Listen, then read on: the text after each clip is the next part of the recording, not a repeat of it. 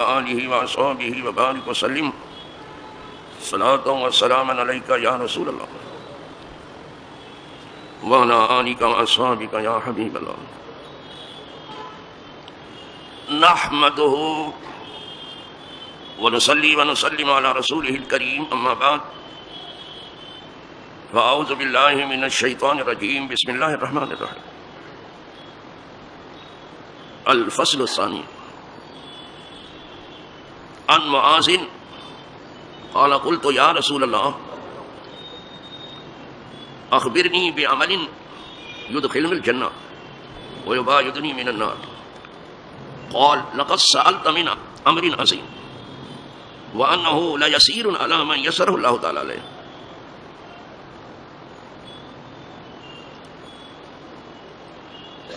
اعبد الله ولا تشرك به شيئا وتقيم الصلاة وتؤتي الزكاة وتصوم رمضان وتحج البيت ثم قال ألا أدلك على أبواب الخير الصوم الجنة والصدقة تطفئ الخطيئة كما يطفئ الماء النار وصلاة الرجل في جوف الليل ثم تلا تتجافى جنوبهم عن المضاجع حتى بلغ يعملون ثم قال ألا أدلك برأس الأمر وعموده وذروة سنامه قلت بلى يا رسول الله قال رأس الأمر الإسلام وعموده الصلاة وذروة سنامه الجهاد ثم قال لا أخبرك بملاك ذلك كله قلت بلى يا نبي الله فأخذ بلسانه فقال كف عليك هذا وقلت يا نبي الله وإنا لمواخذون بما نتكلم به قال سكلتك أمك يا معاذ وهل يكب الناس في النار على وجوههم ولا مناخرهم إلا حصائد ألسنتهم رواه أحمد والترمذي وابن ماجه.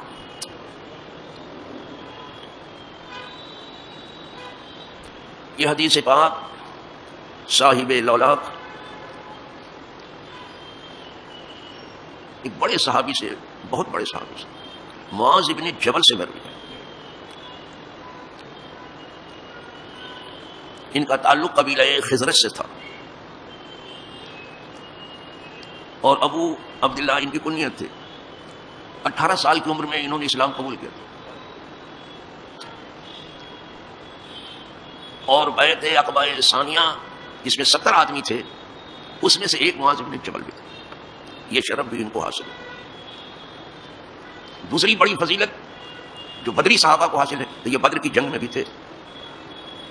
بدری صحابہ کا مقام بہت بلند ہے اس لیے کہ انہوں نے بڑی بے سر و سامانی میں اسلام کا دفاع کیا.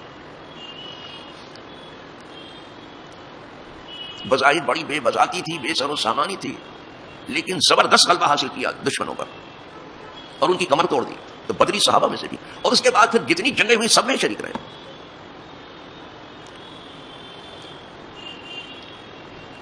انہیں حضور نے یمن کا عامل بنایا تھا، گورنر بنایا تھا، اور وہاں کا قاضی القضات بنایا تھا، وہاں کا سب سے بڑا معلم بنایا تھا. بعثہ رسول اللہ صلی اللہ علیہ وسلم الی الیمن قاضیوں و معلمہ، وہاں کے چیف جسٹس تھے، وہاں کے حکمراں بھی تھے اور وہاں کے معلم بھی تھے. ابھی کسی نے ان کے بارے میں کوئی شکایت نہیں. اس لیے یہ حلال اور حرام کے بہت جاننے والے. جانتے تو کوئی تھوڑا بہت، آج بھی لوگ تھوڑا بہت تو جانتے ہی ہیں، لیکن مانتے نہیں ہیں. بڑی مصیبت، رک نہیں پا رہے ہیں. یہ صحابہ کا معاملہ ہے، یہ جانتے ہی نہیں تھے، دل سے مانتے تھے. عالم بالحلال والحرام، حرام اور حلال کے بہت. جب حضور انہیں یمن کی جانب بھیج رہے تھے تو چلتے چلاتے ایک بات حضور نے ارشاد فرمائی کہ یہ رو پڑے، پھوٹ پھوٹ کے رونے لگے. جانتے ہو کیا بات؟ ہاں معاذ، اب شاید تم مجھ سے نہ مل سکو گے اور میری مسجد کے پاس سے تم گزرو گے اور میری قبر کے پاس سے گزرو گے. بڑی سننا تھا کہ پھوٹ کر کے، پھر بھی کہتے ہیں کہ حضور کو خبر نہیں. اب بے خبر لوگ اور کیا کریں؟ بے خبر لوگ ایسی بے خبری کی بات ہے، ان کو کچھ خبر تو ہے نہیں. اور خبر ہوتی تو مغرب کے اندر اندھی غلامی، اندھی تقلید یہ کرتے اور سب کچھ دنیا پر نظر کر دیتے، لٹا دیتے. کبھی نہ ہوتا. جب یہ بہت روئے تو سرکار کو بھی رونا تو آ گیا، لیکن آپ نے اپنے آنسو کو چھپا لیا کہ اگر مجھے دیکھیں گے کہ میں اشکبار ہوں تو اور روئیں گے. یہ فراق و جدائی کی بات ہے.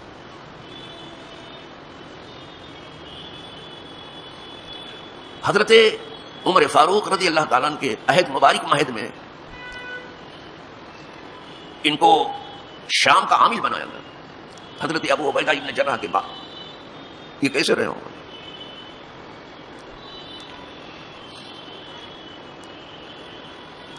اور جب شام کے اطراف میں وہ تعاون امواج پھیلا، بہت مشہور ہے وہ تعاون، بہت سے صحابہ اس میں شہید ہوئے، تو اسی میں آپ کی بھی شہادت واقع تعاون کی وجہ سے۔ تعاون ایک ایسا مرض ہے کہ 2-2.5 گھنٹے سے زیادہ آدمی جیتا ہی نہیں، بہت سے صحابہ اس میں شہید ہوئے، لیکن وہ بھاگے نہیں اور گھر کے دروازے انہوں نے بند نہیں کیے۔ یہ سب سعودی کرتا ہے، وہ بھی یہودی کے اشارے پر، امریکہ کے اشارے، وہ جو بھی کہتے ہیں، کوئی چارے کار ان کے لیے نہیں ہے۔ ہمارا تخت و تاج باقی رہنا چاہیے، آپ جو کہو سب کرنے کے لیے تیار۔ انا للہ و انا، اور دیوبندیت اور وہابیت خاموشی کے ساتھ اس کی اقتدا کر رہی ہے، اور آج بھی لوگ بےتاب ہیں کہ سعودی کے راہ پہ چلے، ہٹے نہیں وہاں سے، شہید ہو گئے۔ نہ حرم کے دروازے بند ہوئے اس تعاون میں، نہ گھروں کے دروازے بند ہوئے، نہ کاروبار کے دروازے بند ہوئے۔ بہت زبردست تعاون تھا وہ، بہت مشہور ہے تاریخ میں، وہ ہٹے نہیں۔ کل 38 سال کی عمر پائی آپ، 40 تک تو آدمی بڑھتا اور چڑھتا ہی رہتا، لیکن آپ کی عمر شریف کچھ 38 سال، لیکن اتنی عمر میں وہ کارہائے نمایاں انجام دیے آپ نے کہ رہتی دنیا تک اسے دنیا بھلا نہیں سکے۔ کیا کہنا، انہی سے یہ حدیث مروی ہے۔ اور ذرا اب صحابی کو دیکھ لیجئے کہ صحابی کون ہے، اور ذرا وہابی کو بھی اسی کے ساتھ دیکھ لینا کہ وہابی کون ہے۔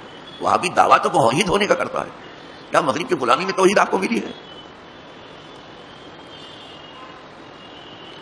صحابی اور وہابی کہیں سے فرق بھی ذرا دیکھ لینا۔ سوال کیا کر رہے ہیں حضور سے کہ حضور ارشاد فرمائیں اور مجھے کوئی ایسا عمل سکھائیں کہ میں جنت سے قریب ہو جاؤں اور جہنم سے دور ہو جاؤں۔ دیکھ رہا ہوں ان کی تمام تر فکریں آخرت سے جا لگی تھی، جیسے آج ہم دنیا میں لگ پڑتے ہیں، اور وہابیت نے تو سب کچھ گنوا دیا ہے اس میں۔ یہ بالکل بندے آخرت ہو کے رہ گئے تھے، جب سوال کرتے تھے آخرت کا کرتا۔ عمرو بن عاص نے بھی یہی کہا کہ حضور میں بیعت کروں گا لیکن میری معافی ہو جائے، میرے گناہ معاف۔ وہی آخرت کی بات۔ صحابی جب بات کرتے ہیں آخرت، وہابی جب بات کرتا ہے دنیا کی کرتا ہے، یہ موٹا فرق ہے۔ اور زمین پر دیکھو، گراؤنڈ پر دیکھو، کتاب تو کب آپ دیکھو گے، کب یہ وقت آپ کو ملے گا کتاب دیکھنے کا؟ اتنی عمر تو گزر گئی، اور ابھی موٹی موٹی بات آپ سے پوچھا جائے، صرف کلمہ کہہ دیا جائے کہ پڑھیے، نہیں پڑھ سکیں گے آپ۔ یہ حالت بنا لی ہے لوگوں نے، اور صرف کہہ دیا جائے اقامت پڑھیے تو شاید وہ بھی مشکل ہو جائے گا۔ یہ حالت بنا لی۔ یہ قرآن شریف بھی بہت عمدہ پڑھتے تھے، بہترین مولم تھے۔ جن 4 کا انتخاب ہوا تھا کہ قرآن اگر سکھانا ہے تو ان چاروں سے، اس میں سے ایک یہ بھی تھے۔ تو سوال کر رہے ہیں حضور وہ عمل مجھے بتا دیجئے کہ جس سے میں جنت سے قریب ہو جاؤں اور جہنم سے دور ہو جاؤں۔ دیکھا، مجھے تقریباً 50 یا 52 سال ہو گئے ہوں گے یہاں، لیکن شاید کوئی ایسا نہیں ملا ہوگا کہ مجھ سے پوچھے کہ کوئی جنت پہ جانے کی راہ بتا دیجیے اور جہنم سے بچنے کی۔ وہ کاروبار ذرا ٹھنڈا ہے، تھوڑا دعا کر دیجیے گرم ہو جائے، یہ سب ہوتا رہتا۔ گھر میں اولاد نہیں، دعا کر دیجیے اولاد ہو جائے، یہ آتے ہیں لوگ۔ گھر میں کئی لوگ بیمار، دعا کر دیجیے شفا ہو جائے۔ کچھ لوگ وینٹیلیٹر پر ہیں، دعا کر دیجیے کہ وہ صحت یاب ہو گئے۔ یہ سب دعائیں ہوتی رہتی ہیں، لیکن جلدی سے کوئی نہیں۔ صحابہ جب بھی سوال کرتے ہیں آخرت کا، تو وہابی اور صحابی کا فرق یہ کہ صحابی جب بھی پوچھے گا آخرت کو، ان کے پیچھے نظر آتے، وہ دنیا میں بیٹھے بیٹھے آخرت کو دیکھ رہے تھے، اور ہم صرف اسی دنیا کے پیچھے پڑ گئے۔ اور میں قربان جاؤں حضرت عبداللہ ابن مسعود کے، ایک دن آپ خطاب فرما رہے تھے، اور خطاب کے دوران فرما دیا، سننے والے تابعین تھے، بڑا مرتبہ ہے، صحابی کو ایمان کی نگاہ سے دیکھنے والا تابعی ہے، اور حضور کو ماتھے کی نگاہ سے دیکھنے والا، ایمان کی نگاہ سے دیکھنے والا صحابی ہے۔ فرمایا کہ تم نماز میں، روزے میں اور دین کی راہ میں دوڑ دھوپ کرنے میں کچھ صحابہ سے زیادہ ہی ہو۔ تابعین کو فرمایا، اب ان کے خوشی کی تو کوئی انتہا نہیں رہے، لیکن فوراً آپ نے فرمایا لیکن وہ تم سے بہت اچھے تھے۔ آج یہی تو بتاتے ہیں کہ جناب ہماری نماز تو دیکھو کہاں دور دور کھڑے ہو بھیا، کہاں سے سیکھا؟ یہ حضور نے سکھایا تھا یا سعودی نے سکھایا ہے، اور یہاں جامع مسجد بمبئی نے سکھایا ہے۔ یہ جسٹیفائی کر رہا ہے سعودی کا، یہاں کا جامع مسجد، یہ ہلال کا اعلان کرتے تو سمجھتے کہ نماز کا اعلان بھی ہم کریں گے کہ نماز جیسے پڑھو، جامع مسجد جیسی نماز نہیں پڑھیں، حضور نے جیسی پڑھا ہے ویسی پڑھیں گے۔ آپ ہوتی کون ہو؟ یہ نیا چاند اعلان کر رہے ہو آپ؟ برا ہو خوش آمدیوں کا، اور نہ جاننے کی وجہ سے لوگ چلتے رہتے ہیں۔ تو عبداللہ ابن مسعود نے فرمایا لیکن صحابہ تم سے بہت اچھے تھے۔ تو ابھی جو بہت خوش ہو رہے تھے تھوڑا رنجیدہ ہوئے وہ لوگ کہ دیکھیے صاحب، ہم نماز میں اور روزے میں اور محنت و مشقت میں، دوڑ دھوپ میں صحابہ سے کچھ زیادہ ہیں، آپ ہی فرما رہے ہیں، لیکن آپ کہتے ہیں کہ صحابہ ہم سے بہت اچھے تھے۔ ہاں میں سچ کہہ رہا ہوں۔ تو کہا پھر کیوں آئے؟ عبداللہ ابن مسعود لما یا ابا عبد الرحمن، اے ابو عبد الرحمن یہ کیوں ایسا ہونے لگا؟ تو انہوں نے یہی کہا تھا جو میں کہہ رہا ہوں اس وقت. فرمایا صحابہ بندے آخرت ہو کے رہ گئے تھے اور تم لوگ جو ہے کچھ دنیا کی طرف جھک پڑے ہو، بندے دنیا ہو کے رہ گئے ہو. آئی بات سمجھ میں؟ پہلے دنیا کی محبت کم کرو پھر یہ بات کرو آخرت کی. ولکنہم کانوا خیرا منکم، تم سے بہت اچھے تھے، اس لیے کہ ان کی تمام فکریں آخرت سے زیادہ. کانوا اسعد، ان کے الفاظ نقل کروں، بابر کا صحابی کہنا، کانوا اسعد فی الدنیا، وہ دنیا سے بہت بے پرواہ تھے. ہمیں ساری فکر یہاں مسجد میں بھی دنیا ہی کی ہے کہ کب جائیں کب ادھیڑ بن میں شروع ہوتا ہے. کیا ایسا نہیں ہے بابا؟ کوئی آ رہا کوئی اپنے دل کو ٹٹول کے دو. کانوا اسعد فی الدنیا، زاہد نہیں کہا، زاہد پرہیزگار کو کہتے ہیں، بے رغبت کو کہتے ہیں. ازہد کہا، وہ دنیا سے بہت بے پرواہ تھے حالانکہ دنیا ان کے قدموں میں پڑی تھی. ارغب فی الاخرہ، اور دنیا کی طرف آخرت کی طرف بے پناہ جھکاؤ لے لیا تھا. انہوں نے دنیا چھوڑ کر کے آخرت کی طرف بے پناہ جھکاؤ لے لیا تھا. جیسے ہم دنیا پر جھک پڑے ہیں آ کر اور دنیا کی بھاگی جا رہی ہے. اسی میں تو دلی سے نیچے پہنچ گئے، اسی میں دلی سے نیچے. دیکھو کیسے جھکے ہیں دنیا کی طرف. پھر موحد ہونے کی پھٹے منہ پر موحد ہونے کا دعویٰ. بہت حضور سے سوال وہی کیا جس صحابی کو بھی دیکھتے بس وہ آخرت ہی کو کہا حضور وہ عمل سکھا دیجئے کہ ہم کو جنت سے قریب کر دے اور جہنم سے دور کر دے. دو چیزیں جب ہم جنت میں چلے جائیں. اب یہ راستہ بھی بتا دیا کہ ہماری راہ کامیابی یہ ہے کہ جنت میں چلے جائیں، اس لیے کہ ہم جنت سے چلے ہیں تو جنت میں پہنچ جائیں. سفر ہمارا جنت سے شروع ہوا اور جہنم سے دور ہو جائیں، یہ پوری کامیابی. اب حضور ارشاد فرما رہے ہیں قال لقد سألت عن امر عظیم، اے معاذ تو نے بہت بڑی بات پوچھ لی ہے. دیکھا آپ نے حضور کے سوال کی تعریف کر رہے ہیں. یہ چھوٹی سی عمر اور یہ بہت بڑا سوال، بالکل یم تھے. اب بہت بڑی چیز تو نے پوچھ لی ہے. وَإِنَّهُ لَيَسِيرٌ عَلَى مَن يَسَّرَهُ اللَّهُ، لیکن یہ آسان ہے، اللہ جس کے لیے آسان کرے. حضور فرماتا ہے اتنا سستا نہیں ہے جنت میں جانا اور اتنا سستا نہیں ہے جہنم سے بچ جانا، لیکن اللہ جس کے لیے راہ آسان کرے آسان بھی ہے. یہی سے اشارہ فرما دیا کہ محض کسب سے آدمی جنت میں نہیں جائے گا اور محض اپنے کیے سے آدمی جہنم سے نہیں بچ پائے گا. جو بھی جنت میں جائے گا اللہ کے فضل سے جائے گا، اللہ کے کرم سے جائے گا. اور جو جہنم سے بچ گیا وہ اس کے کرم سے ہی بچے. تو فرمایا کہ یہ آسان بھی ہے، اللہ جس کے لیے آسان کرے. لیکن اب سوال چونکہ کیا ہے تو اس کا جواب بھی دینا. سوال مختصر سا ہے ان کا کہ ہو رہا بتائیے کہ حضور میں جنت میں داخل ہو جاؤں اور جہنم سے بچ جاؤں. اور حضور اس کا جواب بہت دور تک دیتے تھے، حالانکہ حضور جوامع الکلم ہے. حضور کا معجزہ ہے، زیادہ بات نہیں کرتے تھے، تھوڑی سی گفتگو کرتے تھے لیکن دفتروں میں نہیں سمیٹی جا سکتی تھی. لیکن اس کا جواب آپ نے بڑی تفصیل سے دیا. فرمایا سب سے پہلے فرمایا تعبد اللہ ولا تشرک بہ شیئا، ایک تو اللہ کی بندگی اس طرح سے کر کہ اللہ کا شریک کسی چیز کو مت ٹھہرانا، ایسی بندگی کر. جب تو اللہ کا بندہ ہو گیا تو ایسی بندگی کر، صرف نماز کی بات نہیں، ایسی بندگی کر تعبد عبد سے بنا، ایسی بندگی کر کہ کسی چیز کو اللہ کا شریک مت ٹھہرا. یہ صرف نمازی کو لے کے بیٹھتے ہیں، ابھی دیکھنا تفصیل آ رہی، ڈیٹیل آ رہا. اور تم نماز قائم کرو، پہلے ایمان کی بات کی، اس کے بعد فوراً نماز کی. اور تم نماز قائم کرو اور تو زکات اور زکات ادا کرو اور تصوم رمضان اور رمضان کے روزے رکھو. یہ فرائض کی بات چلی. تو حج البیت اور بیت اللہ الحرام کا حج کرو. دیکھا سب آ گیا. اللہ کو ایک مان لو، اس کے بعد پھر یہ عبادتیں شروع کرو اور اس کا شریک کسی کو مت ٹھہراؤ، اس لیے کہ وہ اپنی ذات میں بھی یکتا ہے، اس کے جیسا کوئی نہیں. صفات میں بھی یکتا ہے، اسما میں بھی یکتا ہے، افعال میں بھی اس کے جیسا کوئی نہیں. ثم قال، اب بات تو یہی ہوگی، لوگ یہیں پر رک جاتے ہیں حج تک نا، اس کے آگے نہیں، بلکہ اب تو چل پڑی ہے میں نماز روزہ کر لو، بقیہ سننے کی کیا ضرورت ہے. یہ بہت بڑی گمراہی کی طرف آپ کو لے جا رہے ہیں. آپ سمجھتے ہیں بہت بڑی ہدایت ہو رہی، بہت بڑی گمراہی کی طرف آپ کو لے جا رہے ہیں. سب تو آگے حج تک تو حضور نے بیان کر دیا، لیکن اب کیا فرما رہے ہیں آپ ذرا سنو آگے کہ جنت میں جانے کے لیے کیا چاہیے. اب اس کا تذکرہ ہی نہیں کرتے، گمراہی کی طرف لے جا رہے ہیں، آپ کی توجہ پھیر رہے ہیں. ثم قال، پھر حضور نے ارشاد فرمایا الا ادلک علی ابواب الخیر، میں خیر کے راستوں کی رہنمائی نہ کروں، تجھے خیر کی راہیں نہ بتا دوں. فرمایا یہ روزہ جس کو کہتے ہیں روزہ صوم جنہ، یہ ڈھال ہے. جو روزہ ہے نا یہ ڈھال ہے، یہ جہنم سے بچانے والا ہے. جیسے ڈھال جو ہے اس پر حملہ روکتے تھے دشمن کا، اسی طرح سے یہ روزہ جو ہے جہنم سے بچنے کے لیے ڈھال ہے. والصدقۃ تطفی الخطیہ، اور جو تم لوگ صدقہ کرتے ہو وہ خطاؤں کو مٹا دیتا ہے. جو خطاؤں سے شعلے نکلتے ہیں، انگارے نکلتے ہیں خطاؤں سے، جو ہماری گناہ آگ اگلنے لگتے ہیں، تو یہ سب کا اس کو بجھا دیتا ہے. کما یطفی الماء النار، ایسے بجھا دیتا ہے، وہ بھی فرمایا جیسے پانی آگ کو بجھا دیتا ہے، ویسے صدقہ گناہوں کی آگ کو. گناہ کیا ہے؟ آگ ہے، آگ. جسے گناہ کہتے ہیں آگ ہے، اور جسے نیکی کہتے ہیں وہ باغ ہے، ٹھنڈی ہوا چلتی ہے. سر وصلاۃ الرجل فی جوف اللیل، اور آدمی کی نماز رات کے درمیانی حصے میں، یہ تہجد کی طرف اشارہ ہے.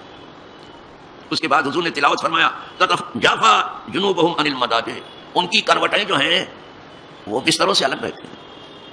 یہاں تک حضور نے پڑھا کہ آپ پہنچ گئے یامنون تک، یہ پوری آیت پڑھ رہا ہے. یعنی میرے نیک بندے تہجد بھی پڑھتے ہیں. تھوڑا سا اس کو واضح فرما دیا کہ روزہ کس لیے ہے اور صدقہ کس لیے ہے. ثم قال، پھر حضور فرما رہے ہیں، ابھی جنت میں جانے کا سب نسخہ پورا آئے گا. ثم قال الا ادلک براس الامر، کیا میں تیری رہنمائی نہ کروں اصل معاملے کی طرف؟ اب اصل معاملہ تجھے بتا دوں. وہ عمودہ ہی وزیروت سنامی، اور اس کے کھمبوں کی طرف اور اس کے کوہان کی بلندی کی طرف.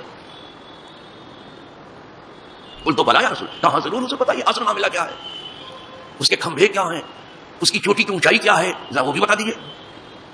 قال راس الاسلام، کہا اصل معاملہ اسلام، پہلے ٹھیک سے مسلمان ہو جاؤ. دیکھا آپ نے، اصل معاملہ اسلام. یہ بہت بڑا ٹائٹل ہے جسے مسلم کہا جاتا ہے، بہت بڑا ٹائٹل ہے. اصل معاملہ اسلام ہے. وہ عمودہ الصلاۃ، اور اسلام کا مضبوط کھمبا نماز ہے. اس کا ایک مضبوط کھمبا نماز ہے. وہ ذروۃ سنامہ الجہاد، اور اسلام کے کوہان کی بلندی جو ہے وہ جہاد ہے. اگر اسلام کی سر بلندی چاہو گے تو پھر آپ کو اسلام کے دفاع کے لیے کھڑا ہونا پڑے گا. دنیا دہشت گردی کہہ کے چلائے گی، لیکن اپنے دین کا، اپنے ایمان کا دفاع کرنا کبھی بھی یہ دہشت گرد، اپنے ملک کا، اپنے مال کا دفاع کرنا کبھی بھی دہشت گردی نہیں. ہر لٹیرا کہے گا یہ دہشت گرد ہیں، لیکن وہ جو اپنے وطن کا دفاع کر رہا ہے، ہوم لینڈ کے لیے لڑا، وہ کیسے دہشت گرد کیسے ہوا؟ مشرق مغرب کو چڑھ کے نہیں گیا ہے، وہ کہیں گیا ہو تو بتا دو. وہ مغرب ہے جو مشرق کو بار بار لوٹتا رہا، آج بھی لوٹنے کے لیے آ گیا. کوئی عرب میں جگہ نہیں جہاں مغرب آ کے نہ بیٹھا ہو. تو لوٹنے والا امن پسند ہو گیا، اور وہ جو لوٹ رہا ہے، جو اس کا خون بہ رہا ہے، وہ دہشت گرد ہو گیا. خیرت کا نام جنوب پڑ گیا، جنوب کا خیرت. یہ چاہے آپ کا حسن کرے، آپ کا میڈیا جو چاہے بیان کرتا رہے. جہاد ہے، یہ خون ناحق بہانے کا نام نہیں ہے. اپنے دین کی راہ میں محنت و مشقت اٹھانے کا. کبھی کبھی اس محنت و مشقت میں جان بھی جاتی ہے.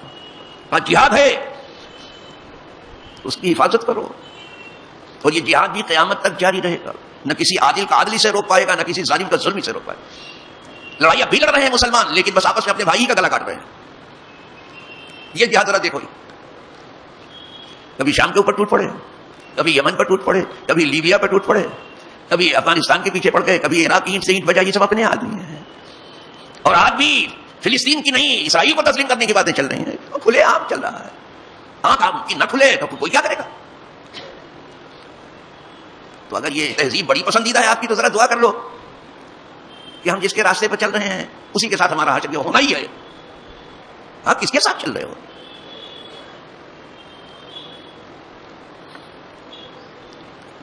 بھائی بھائی کی گردن اڑا دے، بھائی بھائی کا خون بہا دے، بھائی بھائی کے ملک کی اینٹ سے اینٹ بچا دے، بے جگہ کر دے، بے سایہ کر دے، بے امان کر دے، یہ تو اسلام نے نہیں سکھایا. قرآن نے کہا رحماؤ بینہم، یہ تو آپس میں ایک دوسرے پہ بہت مہربان ہے. اور اسی کو اقبال اپنے انداز میں کہتا ہے، ہو حلقہ یاراں تو بریشم کی طرح نر، رسم حق و باطل ہو تو فولاد ہے مومن.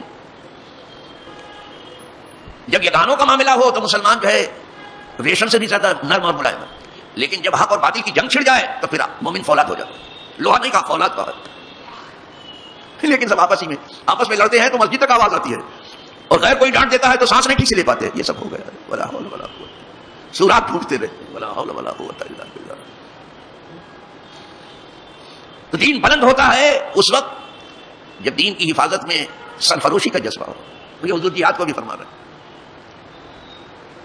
کدھر جہاد ہے بتائیے؟ جہاد کے نام سے بخار ہے. کتنے لوگ اللہ ماشاء اللہ، اور جو لوگ اٹھے وہ آپس ہی میں جنگ کر رہے ہیں، ایک دوسرے سے لڑ رہے ہیں. قل تو قال الا اخبرک بملاک ذلک کلہ. اب حضور فرما، ابھی بھی حضور بیان نہیں کرتے جاتے. کہا میں اب ان تمام چیزوں کا خلاصہ نہ بیان کر دوں؟ اب سمیٹ کے حضور بیان کر دوں. یہ جو کچھ اب تک ہم نے بیان کیا، کیا ان سب کا خلاصہ نہ بیان کر دوں؟ ان سب کا حاصل اور نچوڑ نہ بیان کر دوں جو کچھ اب تک بیان کیا تھا؟ قل تو بلا یا نبی اللہ. میں نے کہا تو نہیں ہے اللہ کے نبی، ضرور بیان کیجیے. فاخذ بلسانہ، تو آپ نے اپنی زبان مبارک کو پکڑ لیا، اپنی زبان مبارک کو پکڑ لیا. فقال کف علیک ھذا، کہا اس زبان کو ذرا سا روکے رکھو، اس زبان کو روکے رکھو، صرف بضرورت ہی بولو. جب بولو تو سچ ہی بولو اور انصاف کی بولی بولو، نہیں تو بولو ہی نہیں، زبان کو روکو. یہ اسلام کہہ رہا ہے. نماز تو بہت زبان رکی ہے. ایک بار اٹھ کے جب بول پکاڑا شروع کرتے ہیں تو جب تک سو نہیں جاتے ہیں بک بک بک بک کرتے ہی رہتے ہیں، بے بک کی کرتے. فرمایا اس کو روکو، زبان کو. فقلت یا نبی اللہ، تو میں نے عرض کیا کہ اے اللہ کے نبی، وَإِنَّا لَمُؤَاخَذُونَ بِمَا نَتَكَلَّمُ بِهِ، کیا ہماری دھر پکڑ اس پر بھی ہوگی جو زبان سے ہم بولتے ہیں؟ پوچھا، جہاں جہاں ضرورت پڑتی تھی بولتے جاتے تھے، کیا ہماری دھر پکڑ اس زبان کی وجہ سے بھی ہوگی جو ہم بولتے رہتے ہیں؟ قَالَ ثَقِلَتْكَ أُمُّكَ يَا مُعَاذ، اے معاذ تیری ماں تجھ کو روئے. یہ بولنے کے موقع پہ بولا جاتا ہے، یہ دعائے ہلاکت نہیں ہے، اور یہ ڈانٹنا بھی نہیں، یہ بولا جاتا ہے. تیری ماں تجھے روئے، کیا سیکھا تو نے ماں کا دودھ پی کر کے؟ تیری ماں تجھ کو روئے کہ میرا دودھ پی کے اتنا بھی نہیں سیکھ سکا؟ تیری ماں تجھ کو روئے.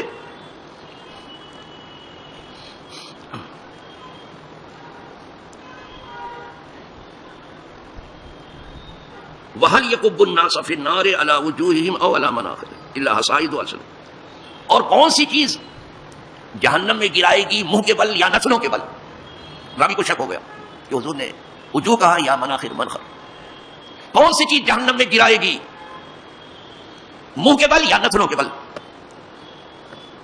الا حصائد السنتہم، مگر یہ ان کے زبان ہی کی کٹائی ہے، کمائی نہیں. فرمایا یہ بلاغت ہو، یہ ان کی زبان کی کٹائی ہے کہ زبان ان کی کینچی کی طرح سے چل رہی، ہنسیا کی طرح سے. جیسے کسان جب کھیتی میں فصل کاٹنے لگتا ہنسیا سے، تو یہ نہیں دیکھتا کہ یہ پودا ہم نے بویا تھا اور یہ خود اگنے والا پودا سب کاٹ لیتا ہے. یہ ایسا کرے گا تو کب تک کاٹے گا؟ مشین بھی کاٹتی تو سب کاٹ دیتی ہے، خضرا پودے کو بھی بوئے ہوئے پودے کو بھی. کہا یہ ان کے زبان کی کٹائی ہے، جیسے فصل کاٹنے والا جو فصل بوئی اس کو کاٹتا ہے، اسی کے ساتھ گھاس پھوس بھی کاٹ لیتا ہے، اسی طرح سے آدمی بھی کچھ سچ کے ساتھ جانے کتنا جھوٹ شامل کر دیتا ہے. اسی لیے آپ دیکھیں کہ اللہ والے بہت کم بولتے ہیں. آج تک ہم نے کسی حکیم کا حکیمانہ بیان نہیں پڑھا، اور کسی اللہ والے کا، کسی خدا رسیدہ کا کوئی ارشاد کرامی نہیں دیکھا. مگر یہ ضرور مجھے نظر آیا کہ تین چیزوں میں بہت احتیاط کریں. ایک تو کھانے میں، کھانا کم کھاؤ، پانی زیادہ پیو، اس لیے کہ پانی سے زندگی. دوسرے بولو کم، چپ زیادہ رہو، تو دوسری چیز. تیسری چیز سو کم، اللہ کے لیے اس کو یاد کرنے کے لیے جاگو زیادہ. یہ نہیں کہ روڈ پہ بیٹھ کے جاگتے رہو، کسی ٹیکسی پر کسی اوٹے پر بیٹھ کر کے کپور سک بنے رہو جو بنے نہیں. مصلی بچا لو گھر میں کہیں، اللہ کو یاد. تین چیزوں میں قلت چاہیے، قلت منام، قلت طعام اور قلت کلام. اگر ان تین چیزوں کے آپ پابند ہو گئے، انشاءاللہ کچھ دن کے بعد آپ دل میں روشنی محسوس کرنے لگیں.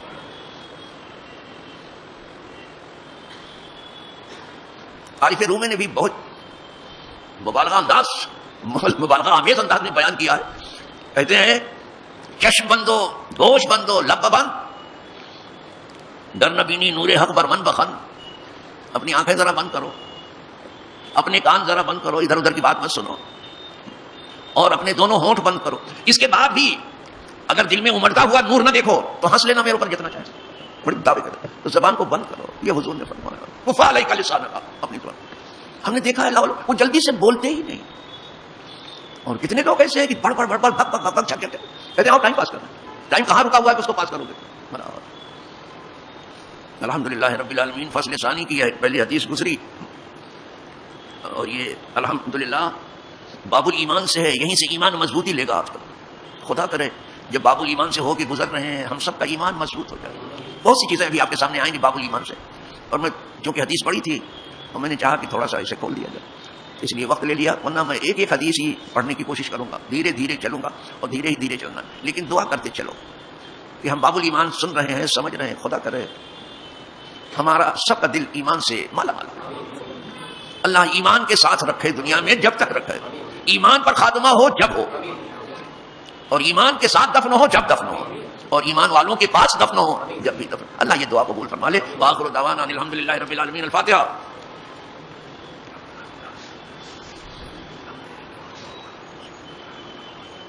ان اللہ وملائکتہ یصلون علی النبی یا ایھا الذین آمنوا صلوا علیہ وسلموا تسلیما۔ اللهم صل وسلم علی سیدنا محمد وآلہ وصحبہ وبارک وسلم۔ صلاۃ و سلام علیک یا رسول اللہ۔ سبحان ربک رب العزۃ عما یصفون وسلام علی المرسلین۔